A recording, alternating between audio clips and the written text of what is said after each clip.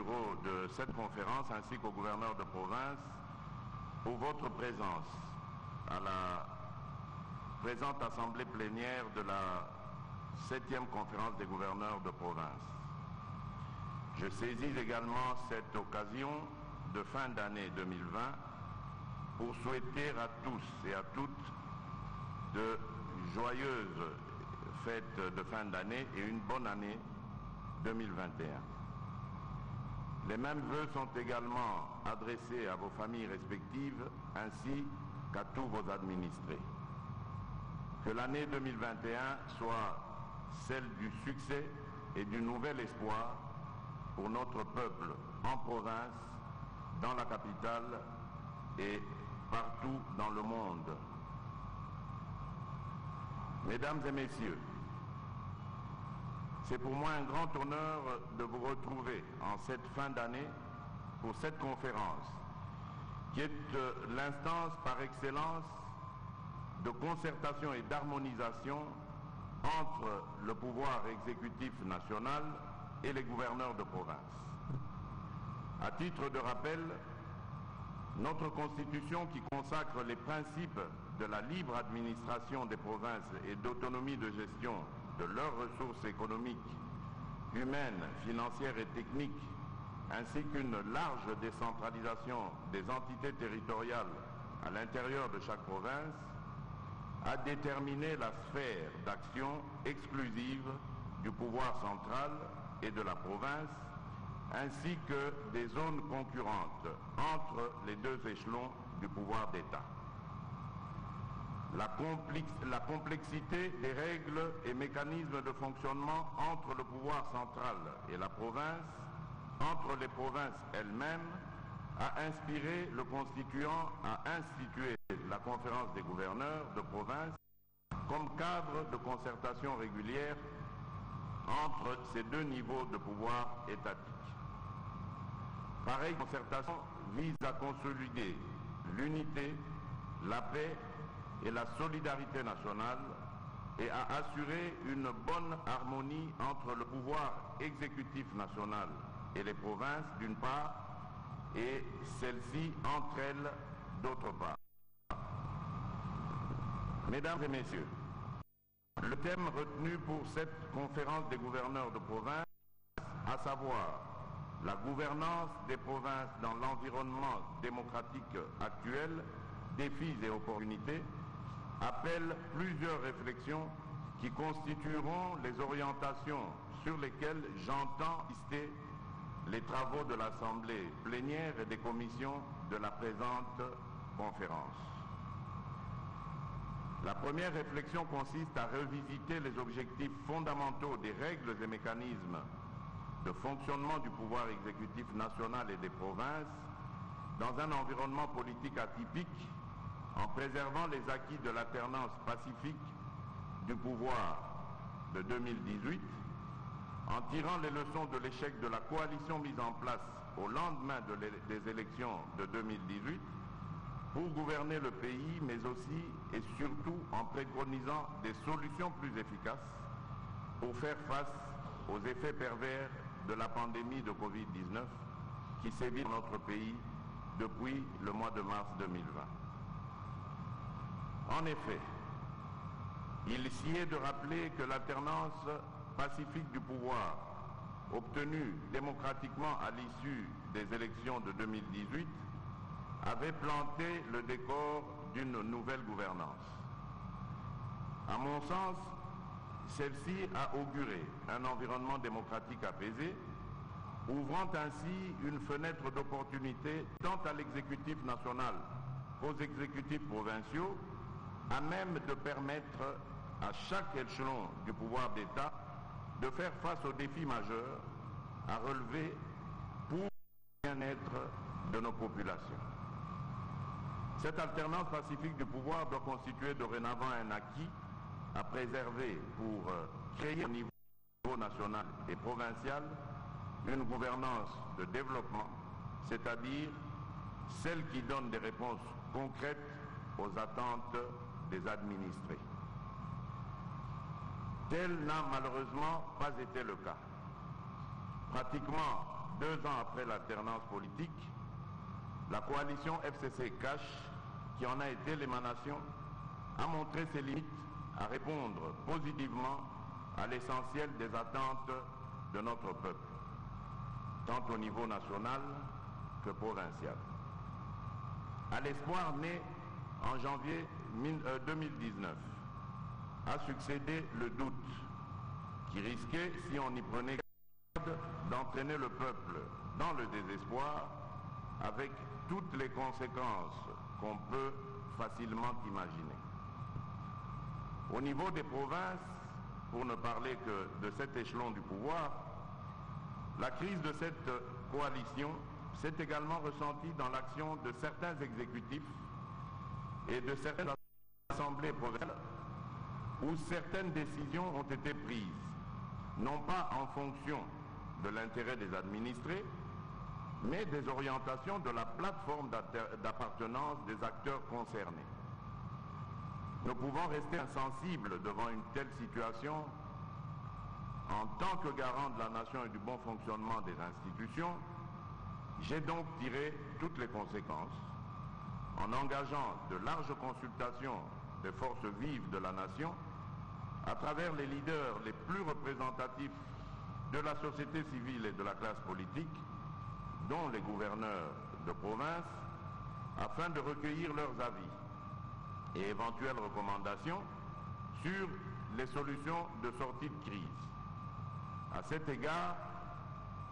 j'ai notamment compris que vous demandiez au chef de l'État de convoquer et de tenir régulièrement des assises de la conférence des gouverneurs de province, de sécuriser la fonction de gouverneur de province, représentant de la haute autorité en province, contre toute velléité infondée de déstabilisation par les députés provinciaux, ce qui s'inscrit pleinement dans la vision du président de la République sur la stabilité des institutions provinciales en vue de booster le développement à la base, de donner instruction au vice-premier ministre du budget et au ministre des Finances de régulariser les paiements des arriérés de rétrocession, 18 mois me dit-on, des frais de fonctionnement et des fonds d'investissement dus aux provinces.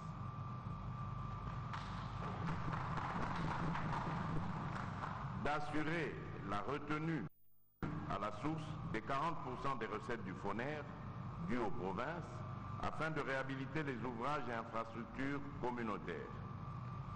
de réformer les stratégies de défense de nos forces armées dans les zones opérationnelles et celles en proie à une forte instabilité et insécurité, de réactiver la mise à disposition régulière des fonds secrets de recherche, d'affecter des magistrats pour le renforcement de la justice et des services de sécurité des provinces. À l'issue de ces consultations, j'ai pris une série de décisions que j'ai rendues publiques au cours de mon allocution du 6 décembre dernier, l'une des plus importantes étant la constitution de l'Union sacrée de la nation, dont la finalité est de procurer à l'État, par le biais de l'action du futur exécutif national, la capacité à rencontrer les attentes légitimes de notre peuple, qui sont considérables et qui touchent à tous les domaines de la vie de la nation. Cet appel à l'union sacrée de la nation vous concerne également, vous, les acteurs politiques provinciaux, au premier rang desquels se trouvent les gouverneurs et les membres des assemblées provinciales, pour que vous puissiez orienter vos choix, vos actions et surtout vos décisions dans le sens de l'intérêt des populations de vos provinces respectives et non pas pour sauvegarder des intérêts individuels, politiques ou sectaires. L'union sacrée de la nation se veut justement, comme vous l'avez suggéré, de sécuriser, dans le respect de la Constitution et des lois de la République, la fonction de gouverneur de province, représentant de la haute autorité de province, contre les diverses velléités infondées de déstabilisation par les députés provinciaux dans le but d'assurer la stabilité des institutions provinciales en vue de booster le développement à la base. Je ne me fais aucun doute que le nouveau cadre dans lequel évolueront les institutions de la République permettra la stabilité des gouvernements provinciaux, gage d'un développement continu. Ce même cadre accordera beaucoup plus d'attention et de priorité aux préoccupations financières des provinces, à la construction des infrastructures, de même qu'il accélérera le processus de pacification, accordera beaucoup plus de facilité aux investisseurs, mettra davantage l'accent sur le contrôle des finances et poursuivra les réformes multisectorielles engagées. Dans cette optique, les actes de sabotage des nouvelles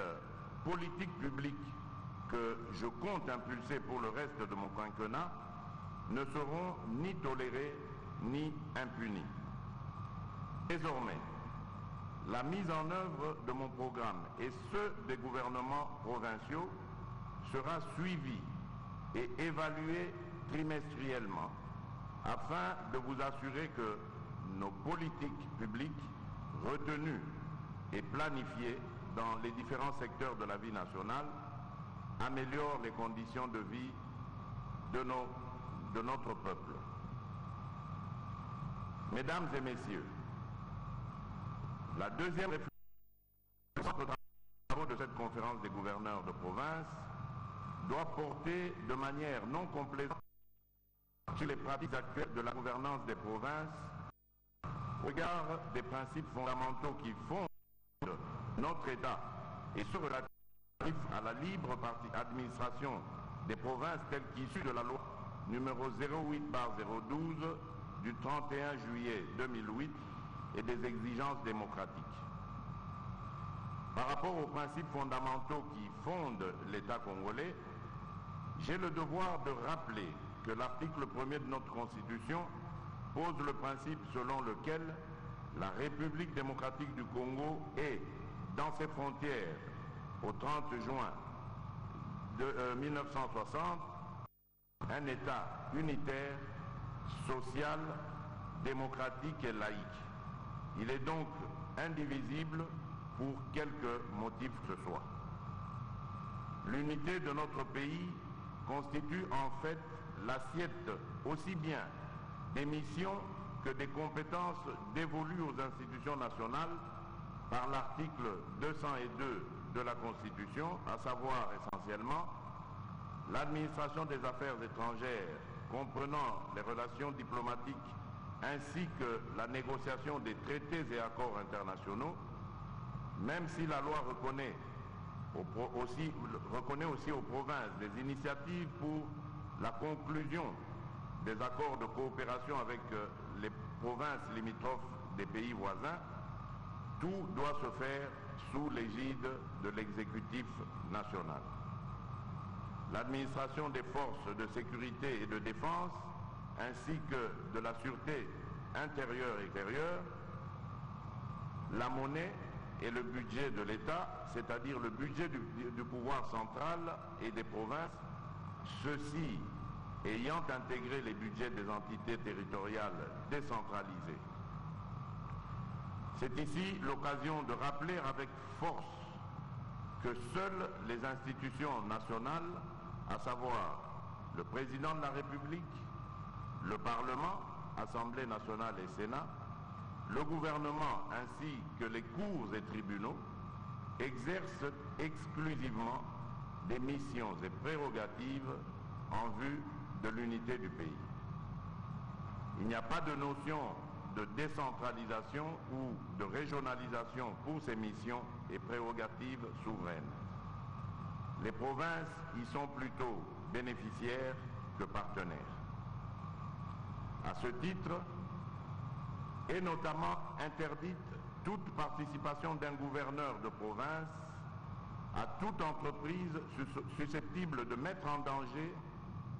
de suspendre ou d'interrompre dans notre pays l'état de droit, son indépendance, sa souveraineté,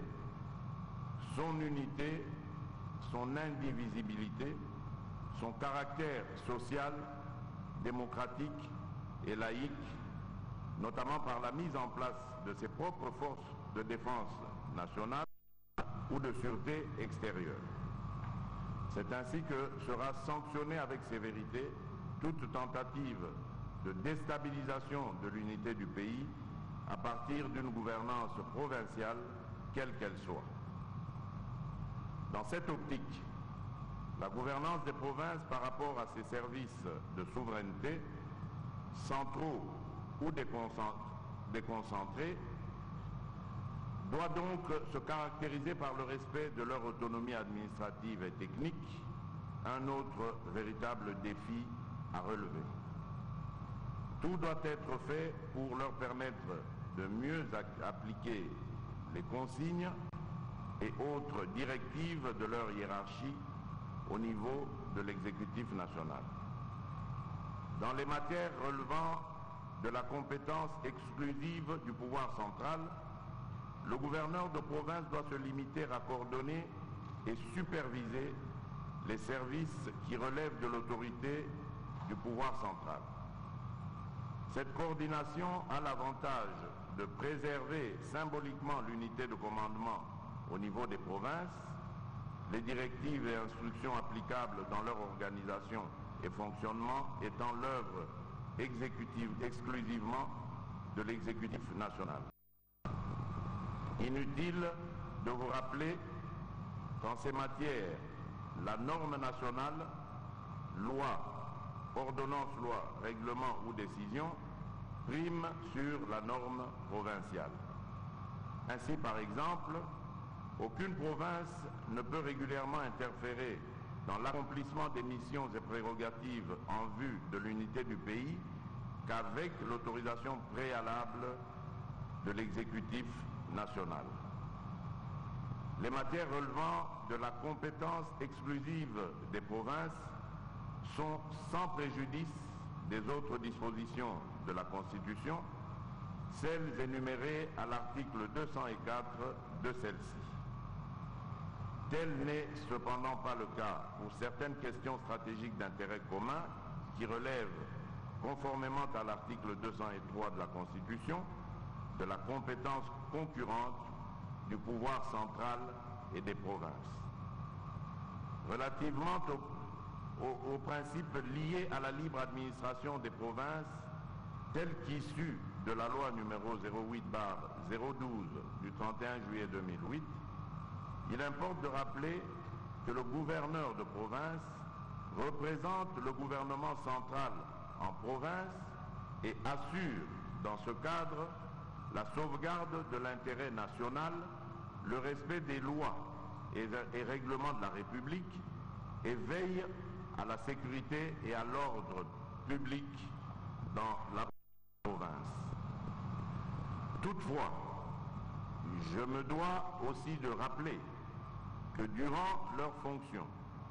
les gouverneurs de province et les membres du gouvernement provincial sont astreints à l'observance d'un certain nombre de principes fondamentaux, gage d'une bonne gouvernance. Il en est ainsi notamment de l'interdiction par eux-mêmes ou par personne interposée d'acheter, d'acquérir d'aucune façon, de prendre en bail un bien appartenant au domaine de l'État, des provinces ou des entités territoriales décentralisées. De même, ils ne peuvent prendre part, directement ou indirectement, au bénéfice des administrations ou des institutions dans lesquelles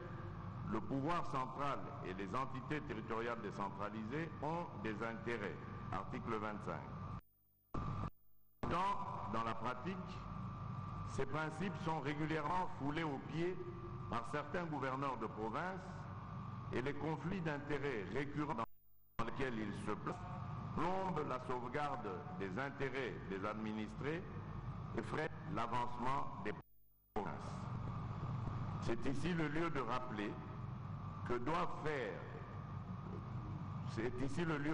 rappeler le travail que doivent faire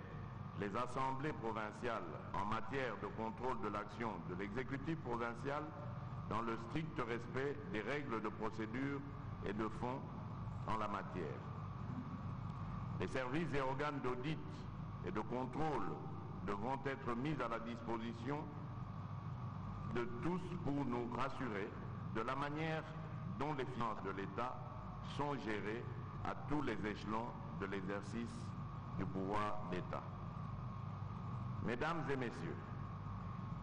la troisième réflexion qui devra faire l'examen des travaux en commission porte sur les défis actuels auxquels sont confrontées les provinces et qui empêchent leur fonctionnement optimal tout en freinant leur développement efficient. Ces défis sont nombreux. Nous en relèverons quelques-uns, les plus significatifs. Il convient de signaler que la gouvernance de nos provinces repose sur le principe de libre initiative des provinces et du pouvoir central.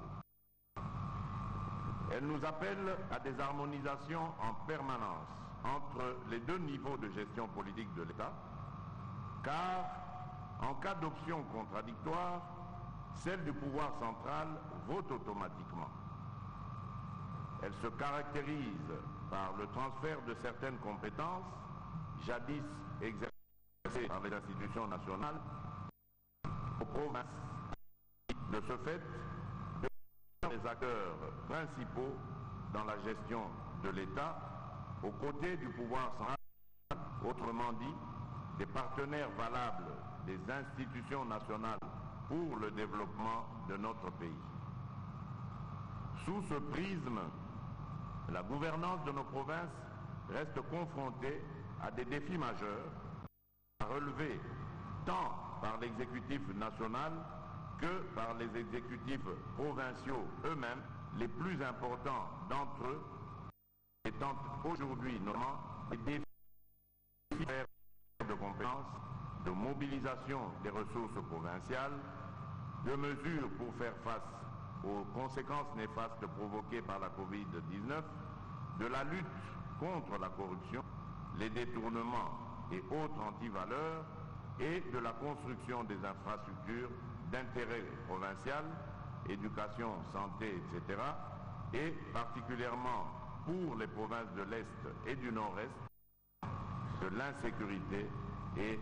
de la restauration de la paix. En effet, je suis conscient que la bonne gouvernance des provinces passe avant tout par le transfert effectif et immédiat à l'exécutif national de toutes les attributions spécifiquement et exclusivement attribuées aux provinces. Sa matérialisation n'est effective qu'à travers notamment l'opérationnalisation des retenues à la source de leur part des recettes à caractère national à hauteur de 40%, qui devrait s'effectuer par un versement automatique dans le compte de la province effectué par la Banque centrale du Congo conformément à la loi financière, l'apparition claire dans le budget de l'État du budget des provinces, l'administration de leurs ressources propres, notamment la levée de l'impôt conformément à la législation fiscale provinciale et des taxes, droits provinciaux et locaux, prélevés sur les matières locales non imposées par pouvoir central. La province devrait également bénéficier des ressources provenant de la Caisse nationale de péréquation prévue à l'article 181 de la Constitution. À cet effet, chaque province doit donc établir le mécanisme de recouvrement de ses ressources propres dans le respect des procédures fixées par la législation nationale et percevoir les recettes administratives rattachées aux actes générateurs dont la décision relève de sa compétence. Dans la pratique, le comportement des acteurs en présence ne facilite pas la résolution de ce défi. Le débat autour de ces questions se rapporte au transfert des charges et de leur financement. À ce sujet, en même temps que les provinces se plaignent de n'être pas appuyées financièrement par le gouvernement central, s'agissant de la retenue à la source de 40% des recettes à caractère national, le gouvernement central, à son tour, rétorque que toutes les provinces n'ont pas la même capacité de mobilisation des recettes suite à l'amenuisement de leur assiette fiscale et à la faiblesse constatée de leur part pour mobiliser les recettes. Au nom de la solidarité nationale, la rétrocession continue à être appliquée comme technique de réponse appropriée aux besoins des provinces. De même, les entités territoriales décentralisées, villes, communes, secteurs et chefferies, qui bénéficient des taxes et impôts à elles reconnus par la réglementation en vigueur, revendiquent auprès des provinces leur quote-part dans les 40% des recettes à caractère national. Peut-on aussi relever que les entités territoriales déconcentrées, territoires, groupements et villages, clament qu'elles sont laissées pour compte, n'ayant plus de taxes ni de redevances, encore moins de moyens de fonctionnement de la part du gouvernement central. Toutefois, il s'y est de noter qu'à la suite de l'ordonnance loi numéro 18/004 du 13 mars 2018, la nomenclature des impôts, droits, taxes et redevances de la province et de l'entité territoriale décentralisée, ainsi que des modalités de leur répartition ont été fixées.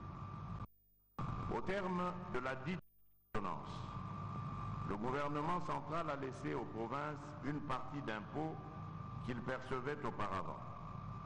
Ainsi, à part les droits, taxes et redevances que les provinces recouvrent auprès de leurs assujettis, les impôts provinciaux d'intérêt déterminés, à savoir l'impôt sur la propriété foncière bâtie et non bâtie, l'impôt sur les véhicules automoteurs, l'impôt sur les revenus locatifs et l'impôt sur la superficie des concessions minières. Malheureusement, l'évolution financière et les indices de développement de presque toutes nos provinces laissent entrevoir que la plupart des gouverneurs de province ne recouvrent pas ces différents droits et s'ils les recouvrent, ceux-ci servent alors plus aux intérêts qu'à l'intérêt général. Cet état des choses doit être rapidement corrigé car nous sommes tous redevables devant le peuple. C'est pourquoi j'exige de vous de mentionner dans vos rapports semestriels et annuels les recettes recouvrées financées. Cette exigence aussi pour le gouvernement central, pour certains marchés publics payés pour le compte de la rétrocession, aux provinces, alors qu'ils n'ont en réalité pas été réalisés, sinon partiellement. Toutes ces problématiques doivent être examinées par l'Assemblée plénière de cette conférence des gouverneurs et en proposer des réformes afin de mettre en place un système transparent permettant la traçabilité de l'utilisation des fonds alloués aux provinces par le gouvernement central, ainsi que les recettes générées par les provinces elles-mêmes et les entités territoriales décentralisées. Mesdames et messieurs, un quatrième défi au développement de nos provinces est sans nul doute cette pandémie de Covid-19 qui nous a tous surpris depuis le mois de mars 2020, nous a causé des plaies qui ne sont pas encore cicatrisées et nous contraint encore à beaucoup de restrictions et de sacrifices. Les gouverneurs de province sont donc appelés à prendre des mesures idoines, faire respecter les gestes barrières et surtout fournir des efforts, notamment en matière de rationalisation des recettes et des dépenses publiques pour apporter des soins de santé appropriés aux malades. Mesdames et messieurs, un autre défi est celui de la décentralisation, qui est une réforme qui prend du temps. Elle doit être progressive et bien financée afin que son efficacité réponde aux critères du développement à partir de la base et du rapprochement entre les gouvernés et les gouvernants. Nos assises devront aboutir à des recommandations ayant pour vocation une décentralisation adaptée à l'environnement socio-économique et à la capacité du gouvernement à la financer, eu égard au nombre très élevé des entités éligibles à cette technique administrative. Concernant le volet juridique, les réformes entreprises exigent la mise en place des cours d'appel et tribunaux administratifs dans toutes les provinces et le déploiement des juridictions de l'ordre judiciaire, cours d'appel, tribunal de grande instance, tribunaux de paix dans les provinces nouvellement créées. Cela exige le recrutement du personnel judiciaire et sa formation, la construction et la réhabilitation des bâtiments devant accueillir ces juridictions et les parquets y rattachés. À cela s'ajoute l'amélioration des conditions de vie des prisonniers à travers la construction et à la réhabilitation des prisons ainsi que de la disponibilité des vivres. Les gouverneurs de province devront s'impliquer dans le choix des sites où seront construits ces bâtiments administratifs. De même, en tant que garant du bon fonctionnement des institutions de la République, je veillerai à ce que justice soit faite sans tenir compte de rang et de classe sociale. Dans ce même ordre d'idées, je ne ménagerai aucun effort pour que le régime disciplinaire soit mis en mouvement conformément à la loi contre les magistrats véreux et corrompus. Mesdames et messieurs, sur le plan sécuritaire, il nous faut beaucoup d'initiatives pour mettre fin à l'insécurité dans les provinces où elles sévissent avec acuité et préserver la paix dans les provinces où le calme règne. À ce sujet, en plus des opérations militaires contre les groupes armés locaux et étrangers, j'ai décidé de rationaliser les interventions en faveur des personnes qui renoncent à ces activités subversives en fusionnant le DDR et la SAREC. Désormais, de leur fusion est né le DDR-CS, désarmement, démobilisation, réinsertion communautaire et stabilisation.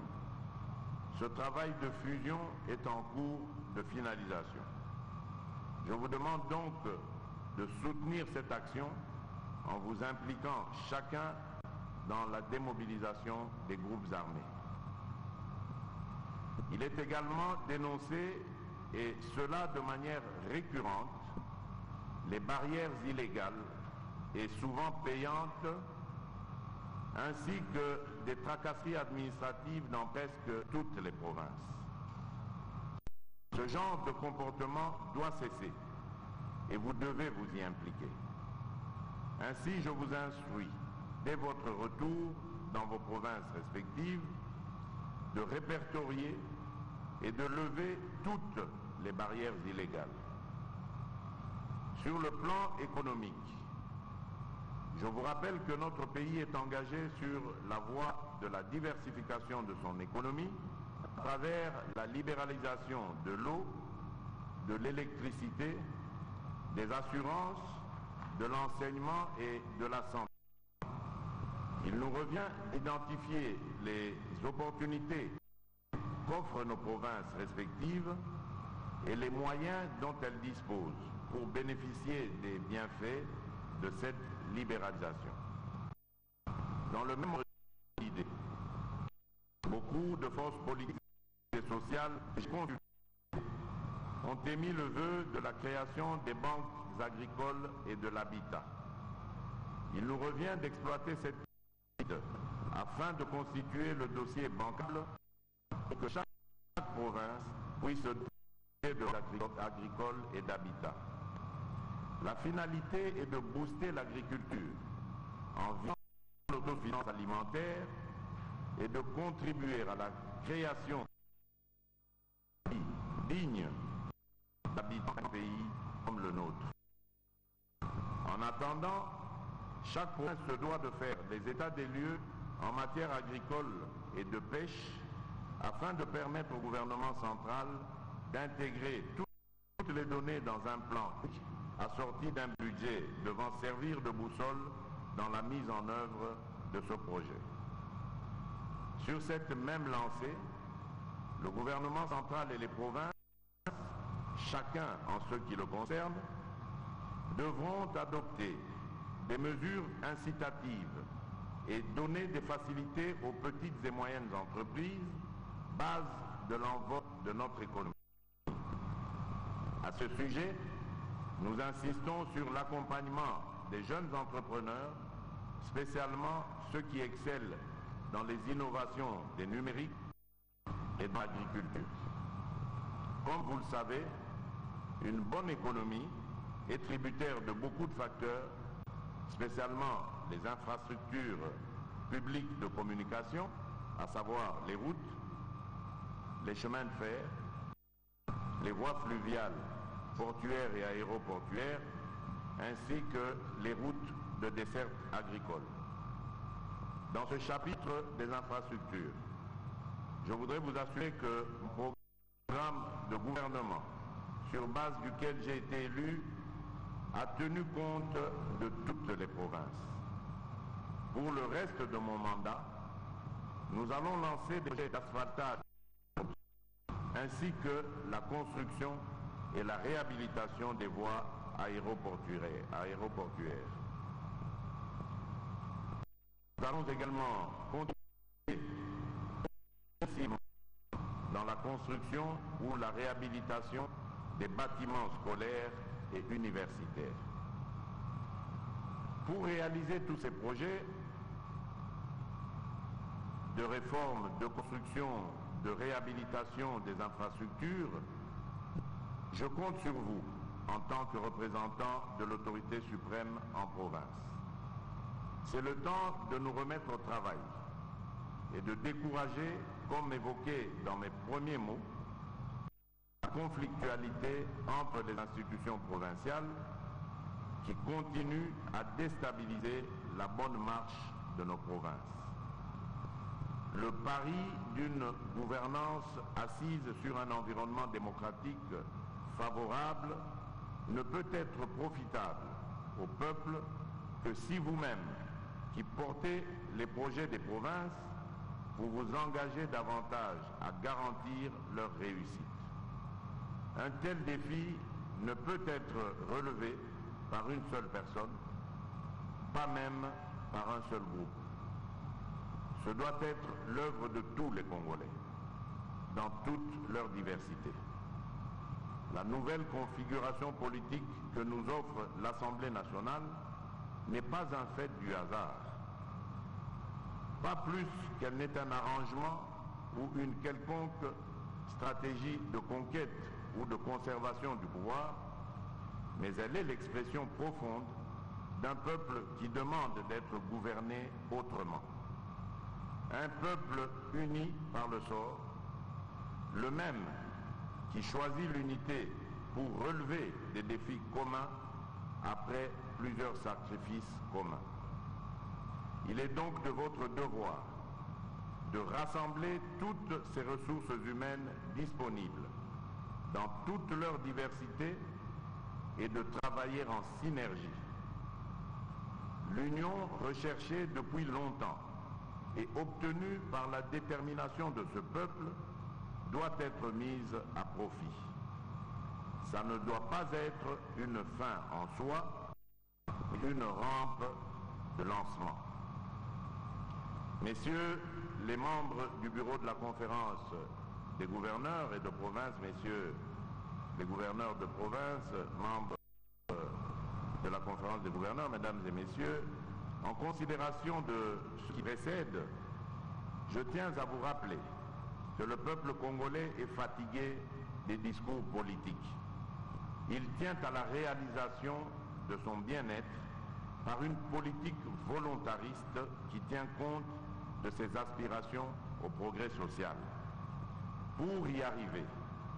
nous nous devons, en sus des demandes spécifiques déjà énoncées, de raffermir notre démocratie, de consolider l'état de droit et la bonne gouvernance, de procéder à la relance de la construction des infrastructures publiques de notre pays. Nous devons abandonner les pratiques honteuses de corruption et de détournement des deniers publics qui retiennent le décollage de notre pays. Des réformes tous azimuts sont donc nécessaires et urgentes pour adapter certaines législations au contexte d'une bonne gouvernance. Ces réformes visent notamment l'évaluation du cadre juridique actuel régissant les rapports entre le gouvernement central et les provinces, ces dernières entre elles et les entités territoriales décentralisées. Toute mise en place d'une nouvelle législation est justifiée par la réglementation d'une situation qui paraissait inadaptée à l'évolution politique,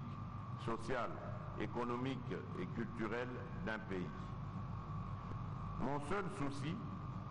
est de bâtir une gestion responsable de la chose publique, et ce, à tous les niveaux du fonctionnement de l'État, comme véritable défi à relever par nous tous. Cependant, l'état de droit dans la gouvernance des provinces ne s'arrêtera pas aux activités de pure gestion de la chose publique. Il sera lourdement aussi question du respect aussi bien des libertés publiques prévues et garanties par la législation nationale en vigueur, à savoir la liberté des réunions, d'opinion, d'association ou de participation citoyenne à la gestion de la chose publique, que des libertés publiques, politiques et démocratiques, à savoir le caractère non impératif des mandats électifs, le pluralisme politique, le suffrage universel, égal et secret. Aucun individu ou groupe d'individus ne pourra prendre en otage l'État ou les provinces pour s'en attribuer seul l'exercice du pouvoir d'État et par-delà se permettre de se partager à eux seuls toutes les opportunités et autres ressources ainsi générées. Nous mettrons le peuple au centre de nos actions pour répondre ainsi à ses besoins réels d'accès aux soins de santé primaires et spécialisés, d'accès à l'alimentation, à l'éducation, bref, à une vie d'abord normale et ensuite aisée. Dès lors, et pour terminer ma communication, j'attends de chacun de vous et d'expérience, outre les états de lieu de vos provinces respectives, de me souligner les réels défis qui s'imposent à vous, à votre province en particulier, et qui, s'ils sont relevés, vont rendre la gouvernance de votre province plus plausible et ce faisant offrir des opportunités qui sont conformes aux lois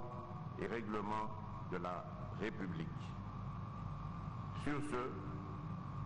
je déclare ouverte